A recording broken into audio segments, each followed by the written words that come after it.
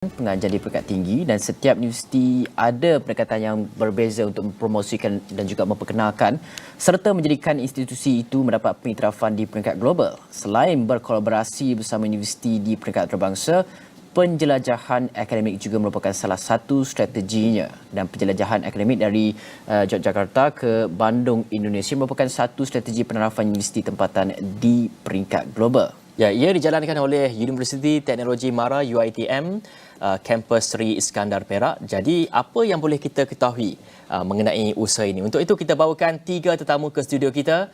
Pada pagi ini, Profesor Dr. Mat Yusof Hamid, merupakan Rektor Universiti Teknologi Mara Cawangan Perak yang berada bersama dengan saya pada ketika ini, dan juga Dr. Zainuddin Muhammad Noor, Ketua Pusat Pengajian Kolej Pengajian Seni Kreatif UiTM Perak, dan juga Ahmad Sofiuddin Muhammad Syuib, Timbalan Presiden ICAT, yang juga merupakan koordinator bagi Fakulti Jabatan Seni Reka Grafit Kolej Pengajian Seni Kreatif UiTM Perak bersama dengan kita. Assalamualaikum ketiga-tiganya. Selamat pagi semua. Okey, Hafizi. Ya, dan kita mahu mulakan terlebih dahulu kepada Dr. Mat Yusof. Kita nak lihat apa yang dimaksudkan dengan menjadi universiti terkemuka globally renowned university menjelang tahun 2025. Kalau kita tengok tak lama dah tu sebenarnya kan. Jadi dalam tempoh tersebut mungkin apa yang strategi dirangka, apakah objektif yang mahu dicapai, adakah tempoh masa tersebut bersesuaian dengan keadaan semasa negara dan juga bagaimana ini boleh dicapai. Baik, terima kasih Fizik atas persoalan yang diberikan tadi, iaitu berkaitan dengan UiTM sebagai universiti terkemuka dunia menjelang tahun 2025. Jadi kalau kita ungkap kembali pelancaran bagi Pelan Strategik UiTM 2020 hingga 2025 yang dilancarkan oleh mantan pengurusi Lembaga Pengarah Universiti ketika itu dan juga mantan Naib Chancellor pada ketika itu, iaitu 1 bulan sebelum COVID melanda dunia, iaitu pada Februari 2020 pada ketika itu. Jadi apabila pelancaran itu dilancarkan, iaitu salah satu daripada pelan strategik yang dirangka khusus bagi memastikan UiTM ini akan menjadi sebuah universiti terkemuka dunia menjelang 2025. Jadi kerangka ini telah kita dapat lihat bahawa ia didokong oleh 3 trust strategik. Iaitu yang pertama, pendidikan berkualiti yang mempunyai beberapa tema strategik yang lain. Seperti kalau saya pilih ataupun saya ambil satu, iaitu Education 5.0 at UiTM. Jadi ini adalah salah satu daripada tema bagi pendidikan berkualiti di UiTM, selain daripada untuk menghasilkan graduan yang seimbang dan juga yang bercirikan keusahawanan. Dan yang ketiga, kita akan melihat kepada peluasan akses bagi pendidikan yang berkualiti di UiTM. Dan yang kedua, trust strategik yang ditekankan bagi mencapai hasrat menjadi universiti terkemuka ini ialah untuk melihat kepada kecemerlangan global. Yang mana tema bagi kecemerlangan global ini ialah untuk melihat kepada pembangunan penyelidikan, translational, juga inovasi dan juga aktiviti yang berkaitan dengan pengkomersialan di universiti. Dan kemudian yang kedua ialah dari segi perkongsian pintar bersama dengan pihak industri, komuniti dan juga alumni. Dan kalau kita lihat trust ketiga ataupun yang dikemukakan dalam pelan strategik ini, iaitu untuk melihat kepada prestasi berorientasikan nilai. Jadi ia melihat kepada tema kecemerlangan bakat, tadbir urus yang tangkas, pembangunan kampus pintar dan sebagainya sebagai salah satu daripada tema kepada menyokong kepada 3 strategik yang ketiga tadi, iaitu prestasi berorientasikan nilai. Dan nilai yang telah ditekankan kepada semua warga UiTM, 18,000 hampir ke semua warga UiTM, termasuk juga 100,000 lebih pelajar dan sebagainya, iaitu nilai yang menyokong kepada ESI. Jadi kalau kita bertanya kepada semua warga UiTM, maka mereka tahu bahawa ESI itu ialah excellence, sinergi dan juga integrity. Jadi 3 nilai penting ini dan didokong oleh, kalau ditanya sekali lagi, apakah nilai yang mendokong kepada ESI ini, iaitu AIDAT. Mudah saja AIDAT, iaitu ilmu, disiplin, amanah rajin dan tanggungjawab Aidan. Jadi inilah yang menyokong kepada trust dan juga ini adalah model kepada sasaran kita untuk menjadi universiti terkemuka dunia menjelang 2025 dan kemudian berserta dengan visi dan juga misi yang jelas. Jadi semua warga faham dan juga penonton juga mungkin boleh melihat kepada visi UiTM untuk menjadikan UiTM itu sebuah universiti terkemuka dunia dalam bidang sains dan teknologi, kemanusiaan dan keusahawanan. Dan dalam masa yang sama misi kita ialah untuk menjuarai pembangunan profesional menerusi kurikulum yang terkehadapan dan dalam masa yang sama berteraskan kepada pendidikan yang berimpang. Jadi seperti yang ditanya tadi iaitu kita sekarang ini kalau pada tahun 2022 ini kepada kompetensi global. Kita merujuk kepada amanat yang berbahagia Datuk Naib Chancellor Profesor Teknologis Dr. Hajah Rozia Janor pada awal tahun ini iaitu untuk kepada tema kita untuk mencapai sasaran ini kita perlu meningkatkan kompetensi global kita. Dan proses ini akan berterusan sehingga kepada 2023 pemasaran global, 2024 pengiktirafan global sehinggalah pada 2025 universiti terkemuka dunia menjelang tahun 2025. Jadi itulah fasa yang sedang dilaksanakan. Jadi di UiTM Cawangan Perak kita menyahut seruan tersebut bagi tahun 2022 ini. Selepas saja sempadan kita dibuka, UiTM Perak mensasarkan kepada 4 kolaborasi antarabangsa iaitu yang telah pun dilaksanakan oleh saya sendiri dan juga delegasi iaitu ke Saudi Arabia, ke Arab Saudi dan kemudian yang kedua dijemput sebagai pembentang utama di Bangladesh dan yang ketiga ialah kita punya jejak ataupun kita punya jelajah Indonesia yang akan berlangsung daripada Yogyakarta sehingga ke Bandung. Dan kemudian yang keempat nanti ialah satu lagi delegasi yang akan ke Pakistan. Jadi inilah bantuan ataupun sokongan yang diberikan oleh UiTM Cawangan Perak kepada pihak UiTM ke arah universiti terkemuka dunia menjelang 2025. Jadi banyak proses-proses yang maknanya proses ini ongoing proses secara berfasa daripada 2022 lagi sehinggalah 2025 dan juga banyak misi-misi yang telah pun dinyatakan oleh Prof sebentar tadi yang perlu dicapai untuk kita memastikan kita mendapat pengiktirafan universiti terkemuka global ini. Dan cuma kalau saya nak tanya kepada Dr. Zainuddin sebagai ketua pusat pengajian di kampus Cawangan, bagaimana Dr. melihat kepada agenda universiti ini sebagai agenda bersama terutama di peringkat pusat pengajian dan sebagainya. Okey, sebelum itu saya mengucapkan terima kasih kepada pihak Sarawak ni kerana menjemput kami untuk slot pada pagi ini dan saya selaku ketua pusat pengajian seni kreatif UiTM Cawangan Perak sentiasa bersama-sama dengan Prof Rektor dengan pengurusan tertinggi UiTM keseluruhan untuk menjalankan tugas seperti mana yang diamanahkan mengikut perancangan-perancangan yang telah diwartakan daripada peringkat awal. Jadi kami sentiasa warga fakulti sekarang dipanggil kolej warga kolej sentiasa bekerjasama dan saya melihat kepada peranan akademia, pensyarah dan juga pelajar sendiri dalam membawa misi-misi dan pelaksanaan aktiviti itu berlakulah antaranya yang jelajah ke Indonesia ini, jelajah akademia ke Indonesia ini. Di samping itu ada juga beberapa program yang kami rancang mengikut program kami ada. Kami ada 5 program di sana iaitu grafik, fashion, seni halus, fotografi, ceramik. Jadi di sana kami sentiasa berbincang melantik jawatankuasa yang paling mantap sekarang ni bagi saya lah ICAD iaitu Asia International Community of Art and Design. Jadi seringkali semenjak 2017 telah melaksanakan program yang berteraskan global kompetisi di peringkat international. Jadi lanjutan pada program yang sebelum ini berlakunya 2022 yang akan datang ini iaitu penjelajahan akademia yang baru ni lah. Jadi itu semua pengisian dia ada melibatkan conference, ada melibatkan innovation, invention and design, ada melibatkan simposium, bengkel, exchange student dengan staff daripada masa ke semasa, grant exchange, pertukaran grant antara universiti di luar negara dengan kami di Fakulti Seni di Kolej Seni Kreatif untuk sentiasa bersama-sama dengan pengurusan tinggi UiTM khususnya UiTM Cawangan Perak lah. Memang sentiasa di saran dan kami menyahut.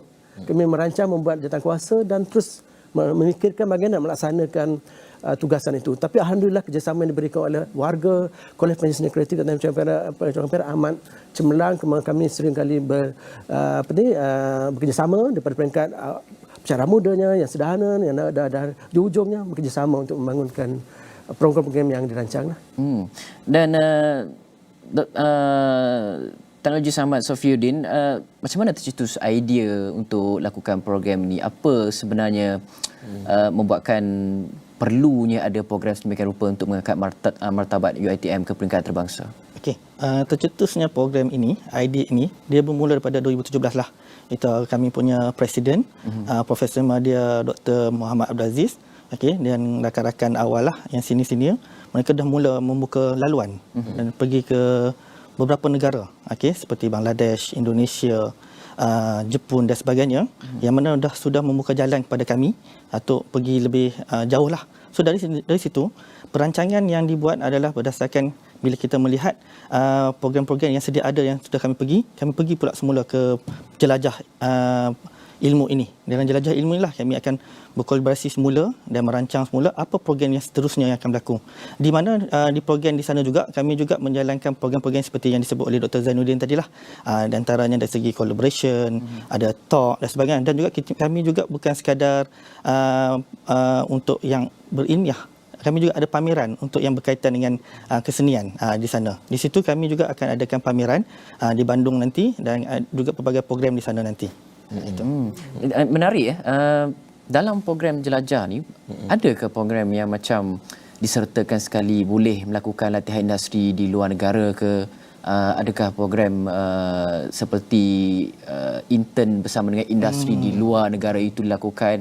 Dalam masa yang sama, prospek pekerjaan di luar negara, adakah ia ada sekali dalam program ini? Okey, untuk makluman ni, kami baru saja pelajar kami daripada Jabatan Seni Kaligrafi baru saja 3 orang tiba di Indonesia, Bandung, untuk menjalankan latihan praktikal di sana. Di sana mereka akan terdedahlah dengan cara kerja sana, budaya kerja sana. Di situ kita nampak di mana prospek UiTM membawa pelajar ke luar negara. Itu salah satu kami untuk memperkenalkan market ataupun pelajar-pelajar daripada UiTM Sri Iskandar sendiri, supaya lebih dikenali yang mana gerak kerja mereka, dan mereka belajar di sana dan akan bawa pulang ke UiTM dan kongsi bersama rakan-rakan mereka bagaimana gerak kerja di luar negara. Sebab dari segi budaya bekerja itu berbeza. Dari Malaysia dan Indonesia, budaya bekerja itu berbeza sedikit. Okey. Dan Prof, kalau kita lihat untuk menjadikan UiTM sebagai sebuah universiti terkemuka global, pastinya apa yang Prof katakan, perjelaskan sebentar tadi, ada visi-visi dan juga misi-misi yang perlu dicapai. Jadi ia perlukan sinergi daripada bukan saja di peringkat pengurusan tapi juga di peringkat pelajar-pelajar dan juga kaki tangan yang lain. Bagaimana agaknya usaha yang telah pun dijalankan oleh Prof sebagai rektor di Universiti UiTM Cawangan Perak ini untuk memastikan mereka juga dapat bekerjasama dan juga dapat menyumbang untuk sama-sama mendapat penarafan Universiti Terkemuka Global ini. Dalam erti kata lain, sebab sentimennya di peringkat pelajar selalunya kalau ada program ni, alah malaslah nak masuk, tak larat lah kan. Jadi macam mana nak bagi motivation tu kepada mereka? Jadi kalau kita lihat seperti yang saya katakan tadi, iaitu pelancaran Pelan Strategik UiTM 2020-2025 itu berlangsung 1 bulan sebelum COVID melanda negara dan juga seluruh dunia. Jadi dalam tempoh 2 tahun antara 2020 hingga 2022, kita terhad dengan komunikasi secara atas talian, virtual, pengajaran dan pembelajaran secara atas talian, dan juga penyebaran maklumat berkaitan dengan UiTM terkemuka ini menjelang 2025 itu dijalankan secara virtual.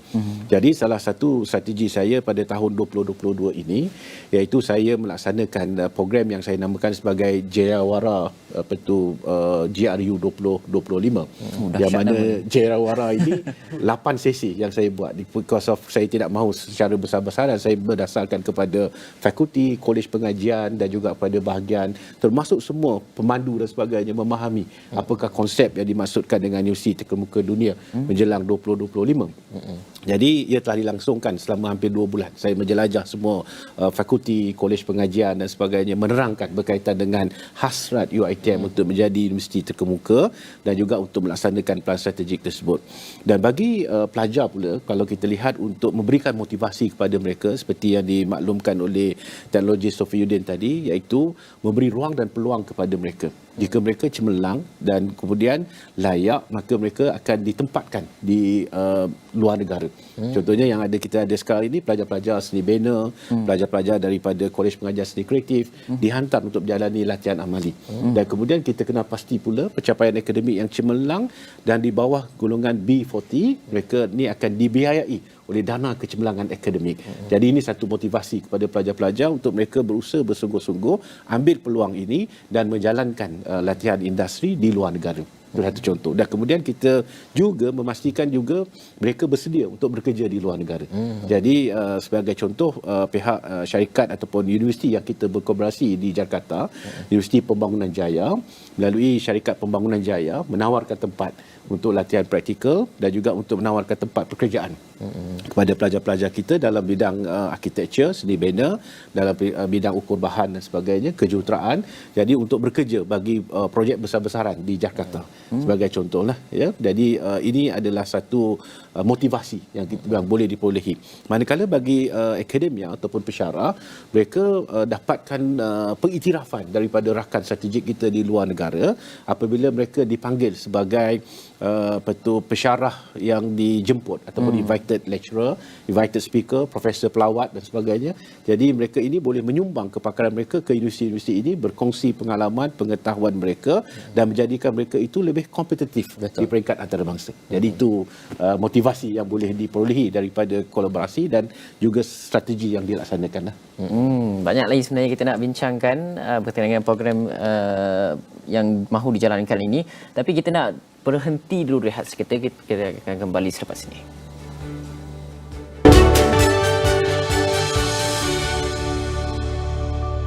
Ingin tahu bagaimana konsultan Unify Business boleh membantu Cindy mengurus jualannya pada pelbagai platform? Jom Unify Business. Betul tu!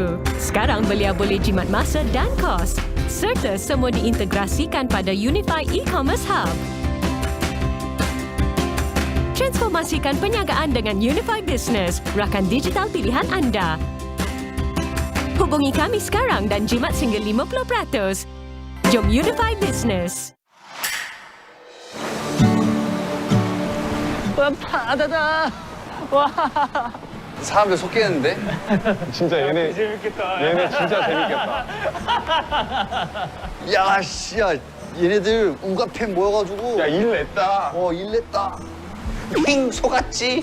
Indesu, Frankation. Stream sekarang di Disney Plus Hotstar. Pelanggan Pack Movies, aktifkan sekarang dan stream.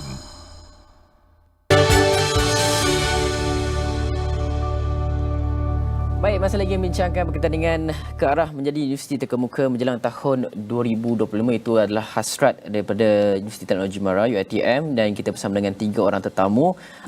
Saya nak pergi kepada Dr. Zainuddin terlebih dahulu. Sebagai Ketua Pusat Pengajian, bagaimana Dr. melihat usaha ataupun cabaran yang dihadapi untuk melaksanakan program ini? Betul, program ini satu proses jangka masa yang panjang. Mungkin cabaran-cabaran yang dihadapi pada ketika ini aspek pengurusan dana ke, kaki tangan tak cukup ke, objektif yang mahu dicapai tempohnya terlampau singkat ke, apa mungkin cabaran-cabaran boleh diceritakan? Dan bagaimana cara nak atasi dia? Mengikut kalau dikatakan cabaran itu memang apa-apa juga perkara yang kita buat mesti ada cabaran. Kalau tak ada cabaran, tak ada berlaku tindak. Kadang langkah pertama pun punya susah nak ambil. Ya, memang ikutkan kami daripada awal memang telah merancang sebaik mungkin dari segi pengisian program-program yang telah kami buat khusus untuk nak global kompetensi tadi. Tetapi kadang-kadang ada masa memang berjaya, tapi nak mengekang itu kena satu cabaran juga. Nak bagi sustainability itu untuk jangka masa 2-3 tahun atau seterusnya hingga 2025 2005. Pertama, kadang-kadang kita tak tahu menduga yang COVID-19 berlaku. Masa itu memang start 2017, 2018 dah berjalan, 2019 berjalan dah program di bawah ICAT dan juga aktiviti lain di bawah Fakulti Kolej Pengujian Seni Kreatif bersama pihak luar ini. Tetapi bila adanya berlaku situasi seperti itu, kami kena memikirkan kaedah cara terbaik. Jadi cara online lah. Masa tu cara online memang berlaku juga, webinar memang kerap. Pengisian tu kami teruskan, tapi alhamdulillah dengan kerjasama daripada warga dan bantuan daripada staf teknikal, semua aktiviti itu berjalan dengan jayanya. Manakala dari segi geran atau dana tu memang ada sumbangan juga daripada pihak luar. Kita dapatkan kolaborasi MOU dengan MOA dengan pihak luar untuk mendapatkan geran-geran pendidikan untuk membantu aktiviti, dan juga the same time kerjasama dengan pihak sponsorship dari segi macam ke Indonesia ni pun adanya penajaan dari segi tempat tinggal, padahal lama mereka di sana, tapi dengan kerjasama yang baik, MOU yang kami jalankan daripada 2017, 18, 19 sampailah ke hari ini, kami bekerjasama rapat untuk mengatasi semua cabaran-cabaran yang datang, yang berlaku itu sendiri. Dan yang pentinglah bagi saya, kerjasama antara warga, fakulti dan juga pengurusan tertinggi UiTM, bagaimana memikirkan pelaksanaan semua event-event ataupun pengisian tindakan yang perlu kami buat, dan semua perkara-perkara yang kami rancang itu perlu memenuhi KPI yang telah ditetapkan oleh universiti. Jadi alhamdulillah cabaran-cabaran yang berlaku itu kami Jaya tackle lah kan ya. Jaya selesaikan dengan semangat muafakat. Okey, dan Cik Sophie pula bukan dapat ceritakan sedikit untuk merealisasikan program yang bersifat antarabangsa ni, pentaraf antarabangsa ni. Mungkin ada cabaran yang tersendiri, dan juga bagaimana sebelum ni ada juga menjalankan usaha sebegini tapi berjaya untuk dilakarkan ni. Okey, seperti yang Dr. Randon terangkan sebelum ni, memang cabaran itu tetap ada. Yang mana kami telah menjalankan program sejak 2017, okey, yang mana kita face to face normal waktu ketika itu. Tapi yang cabaran yang awalnya, of course lah, kita cakap pandemik lah. Ketika itu 2019, 2020 sepatutnya ICAT ini akan terbang ke Jepun. Tapi disebabkan pandemik 19 ni, kami terpaksa batalkan. Di situ kami mengambil langkah bersiap sedia dan juga dengan segera. Okey, apa yang kita nak buat seterusnya? Di situ tercetus idea kami menggunakan platform digital ataupun online. Tapi ketika online itulah bagi saya dia ada satu impak yang kita tak sangka. Yang di mana kita jangkakan dia hanya biasa saja. Tapi dia punya pergabungan daripada semua universiti luar tu lagi banyak. Kita dapat daripada Rusia, dapat daripada Bangladesh, Pakistan dan sebagainya, sebabnya dia online. Apabila online ni dia senang kita nak berkumpul. Okey, apabila dah berkumpul tu, dia jadi lebih banyak informasi, maklumat dan juga idea-idea baru yang kami bincangkan. Yang mana sebelum kami membuat sesuatu program tu, kami biasanya merancangkanlah. Cabaran dia selalunya lain internet lah. Kami merancangkan tu dari segi meeting. Kami akan bermusyawarah dengan setiap universiti-universiti tersebut, bincangkan apa program-program yang kita akan buat dan program yang sedia ada, apa yang mereka akan contribute kepada kami. So cabaran-cabaran dia adalah kami nak mengenal pasti siapa yang menguruskan di sana. Contohnya di Pakistan, siapa dia akan uruskan. Di Bangladesh, siapa yang akan uruskan. In charge itu. So alhamdulillah dengan program-program yang sebelum ini yang dijalankan oleh Presiden kami, ICAT, yang mana telah pergi awal lagi dan dah jadi sahabat-sahabat lah di sana. So bila dah jadi sahabat ni, dia mudah. So urusan itu kami hanya berbincang kadang-kadang melalui WhatsApp saja. Okey, kemudian bila dah meeting, semua dah ada, baru kita dapat kata putus bagaimana program ini nak dijalankan. Alhamdulillah, saya boleh katakan apabila online dulu, boleh dikatakan contribution daripada universiti-universiti luar tu lagi banyak, dan juga pelajar-pelajarnya lebih ramai daripada yang kita sangkakan. Itu saya nampak. Okey, kita pun sebenarnya tak banyak masa. Mungkin secara ringkas, Prof Yusof, harapan yang dimahukan melalui program ni.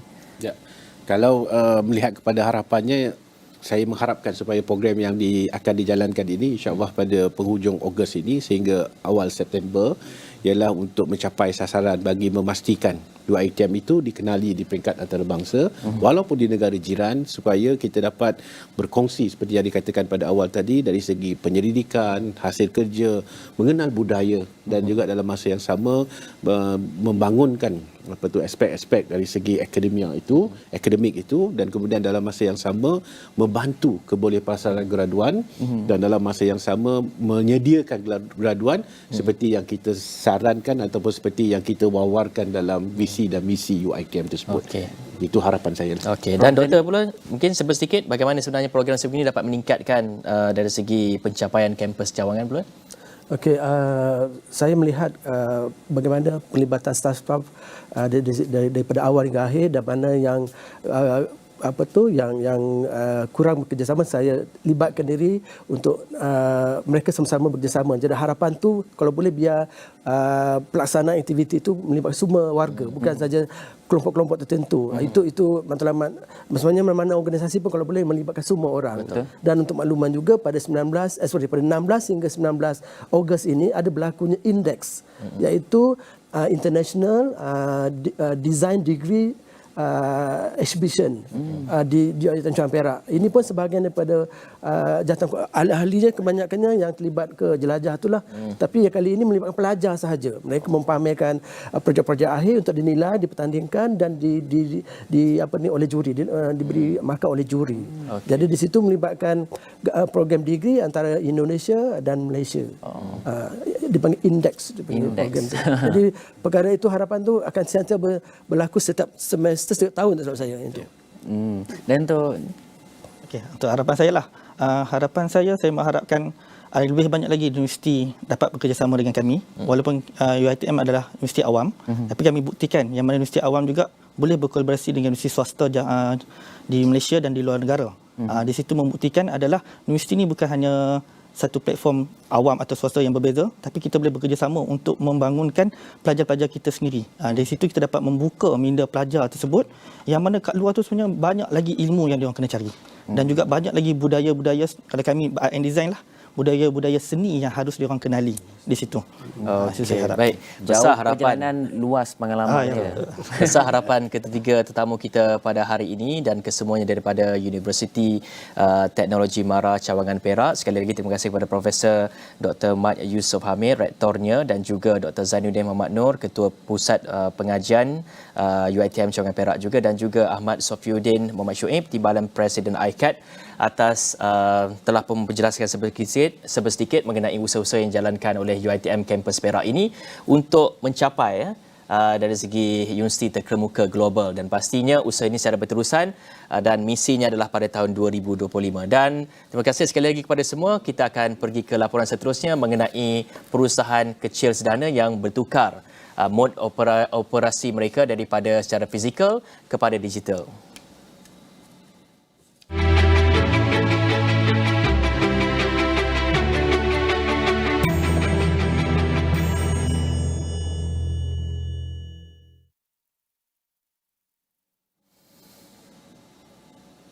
Baik, pandemik COVID-19 telah memberi kesan yang teruk buat institusi pendidikan negara, khususnya terhadap pengusaha tadika dan juga sekolah swasta. Namun bagi menepani cabaran itu, media sosial dan aplikasi dalam talian memainkan peranan penting dalam meneruskan operasi persekolahan, khususnya buat Al-Ihsan Integrated Islamic School, sebuah sekolah agama swasta di Johor. Jadi laporan ini akan mengakhiri Awani Pagi pada jam ini. Saya Hafizul Roslim dan saya Hafiz Azam. Assalamualaikum dan salam sejahtera. Al-Ihsan Integrated Islamic School yang dibangunkan pada 2015 terpaksa dihentikan operasi selama hampir 9 bulan kerana tiada sesi pembelajaran secara fizikal dan bersemuka. Biarpun pembelajaran masih dilaksanakan secara dalam talian, namun keterlibatan murid menunjukkan penurunan sekaligus menyebabkan ramai ibu bapa menghentikan pengajian anak mereka di sekolah itu. Pandemik ni memberi kesan yang sangat dalam untuk semua education, government, apa lagi sektor swasta. Jadi dia menyebabkan kami kehilangan sumber kewangan untuk rolling operation kami. Memang kami terpaksa terpaksa membiayai operation kami daripada duit kami sendirilah, bukan daripada bisnes lah, sebab waktu tu memang tak mencukupi. Tanpa patah semangat, dia cuba hidupkan kembali Al-Ihsan Integrated Islamic School dengan pendekatan ke arah digital. Antara usaha dilakukan termasuk mempromosikan sekolah di Facebook, WhatsApp dan platform sosial lain serta memasarkan di papan-papan iklan. Pendaftaran pelajar turut dilaksanakan secara dalam talian menerusi aplikasi School to Me. Laman sesawang My Future Jobs yang dibangunkan Kementerian Sumber Manusia serta Jaminan Kerja dan Subsidi Upah oleh Perkeso turut membantu Nur Maziah mencari khidmat guru di sekolahnya. Majlis Agama Islam Johor MAIJ turut menghulur bantuan berupa sumbangan one-off selain menerima geran digital dari Bank Simpanan Nasional.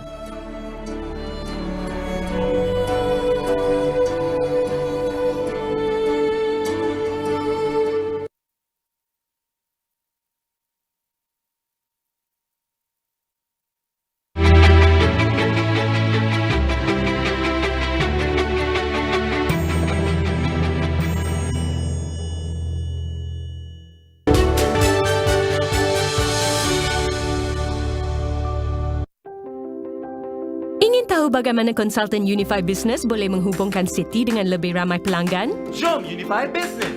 Dengan penyelesaian yang sesuai